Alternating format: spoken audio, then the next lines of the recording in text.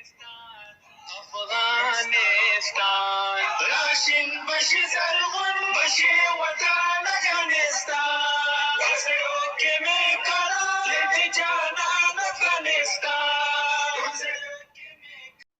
سلام مینه او درنښت هیله د ټول به روغ جوړ او صحتمن وئ. نن دوستانو د فعلونو ګردان وایو. دا وایو چې څنګه له شخصي ضمایرو سره ویربونه یا فعلونه ګردان یا استفاده کړو. راځو په درس شروع کوو. ویربن کنیوگیرن د ویربونو ګردان. FG فهیم ګروپ. ښه دوستانو لومړی ویرب ده کومن راتلل. دلته ما شخصي ضمیر راوړي دي ټول، بیا مې ویرب راوړی ده او بیا مې په جملو کې استفاده کړی ده.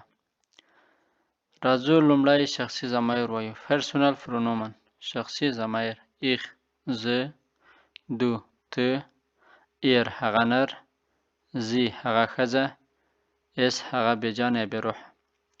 ویر مونږ، ایر تاسې، زی هغوی، زی تاسو.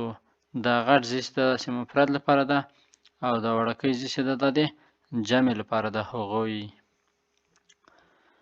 کومن راتلل. دا ویرب د دوستانو کله چې باقاعده ویربونه له شخصي ضمایرو سره ګردانو په لومړي سر کې دا د ویرب په اخره کې چې ای ان وي دا ورڅخه څنګه کوو؟ حذف کوو. دا مو چې کله ورسره حذف کړو له ایخ سره ای اضافه کېږي. ایخ کومې. دو کومست. له دو سره اس ټي اضافه کېږي. ایر زی اس کومت. له دې درې واړو سره ته اضافه کېږي. ویر کومن. له ویر یعنی مونږ سره ای ان یعنی په خپل حالت پاتې کېږي. ایر له تاسو سره ته اضافه کېږي او له دواړو زی سره له مفرد زی سره او له جمع زی سره په خپل حالت باندې کېږي. دا باقاعده ویربونه دي چې په دې حالت باندې ټول څنګه کېږي؟ ګردانیږي له شخصي ضمایرو سره. اوس راځو په جملو کې استفاده کوو. دی سطح جملات یا جملې. ایخ کومې اوس افغانستان. زه له افغانستان نه راغلی یم. دلته دا کومن ویرب دوستانو که وینئ نه ای له ایخ سره اضافه شوې ده. دو کومست اوس خینا. ته له چین نه راغلی یې. ایر کومت اوس برلین. هغه له برلین نه راغلی ده. ویر کومن مورګن اوم 9 اور.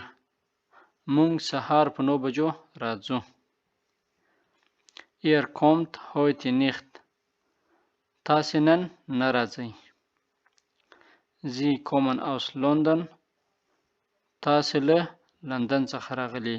اوس دغه زی که چیرې هدف او مقصد مفرد وي ورنه بیا تاسو معنا ورکوي او که چیرې دغه زی نه مراد جمع وي بیا هغوی معنا ورکوي. هغوی له لندن نه راغلي دي او که چیرې مفرد وي تاسې له لندن نه راغلي. راځو د درس ادامې ته. ښه دوستانو دلته بل ویرب ده شرایبن لیکل. دا شخصي ضمایر دي او دا ویرب داسې له شخصي ضمایرو سره ګردان شوی ده او بیا په جملاتو کې استفاده شوی ده. راځو اول شخصي ضمایر وایو. ایخ زه، دو ته، ایر هغه نر، زی هغه ښځه، اس هغه بېجانه یا بېروحه، ویر مونږ، ایر تاسې، زی تاسو، زی هغوی جمع. شرایبن لیکل. له ایخ سره ای اضافه کېږي او له دو سره اس ټي اضافه کېږي. له ایر زی اس سره تنات ټي اضافه کېږي. له ویر سره ای ان اضافه کېږي. له ایر سره ټي اضافه کېږي او له زی سره ای ان اضافه کېږي. اوس راځو په جملاتو کې استفاده کوو. دی سطح جملات یا جملې. Ich schreibe einen E-Mail. زه یو ایمیل یا مسیج لیکم. Schreibst du einen Text؟ آیا ته یو متن لیکې؟ دا پوښتنه ده. Er schreibt einen Brief. هغه یوه نامه لیکي. Wir schreiben ein Buch. موږ یو کتاب لیکو. Schreibt ihr ein Buch. آیا تاسو یو کتاب لیکئ؟ دا پوښتنه ده. Sie schreiben einen Satz. هغوی یوه جمله لیکي. راځو د درس ادامې ته. دوستانو کوشش وکړئ په صحیح معنا باندې زده کړئ ځکه ډیر مهم درس ده. د ویربونو ګردان له شخصي ضمایرو سره او په جملاتو کې چې استفاده کوئ په همدې شکل استفاده کیږي. کوشش وکړئ جملې ورسره زده کړئ ترڅو مو له یاده ونه وځي. راځو درس ادامې ته. دا خو دوستانو شخصي ضمایر شو چې بیا ویلو ته ضرورت نه وینم او دا وارتن انتظار کول شو. وارتن معنا انتظار کول. راځو دا ورب څنګه کوو؟ له شخصي ضمایرو سره ګردانوو. Ich warte, du wartest, er sie es wartet, wir warten, ihr wartet, sie warten. زیات جزئیاتو ته ځکه ولاړم نه چې مخکې مې ویلي وو په همدې درس کې مې مخکې دوه ویربونو کې په جزئیاتو سره ویلي. نو په دې شکل سره باقاعده ویربونه څنګه کېږي؟ له شخصي ضمایرو سره ګردانیږي. راځو د جملو برخې ته. Die Sätze جملات. Ich warte auf deine Antwort. زه ستا جواب ته انتظار یم. Wartest du uns? آیا ته موږ ته انتظار یې؟ دا پوښتنه ده. Er wartet bis Ali kommen.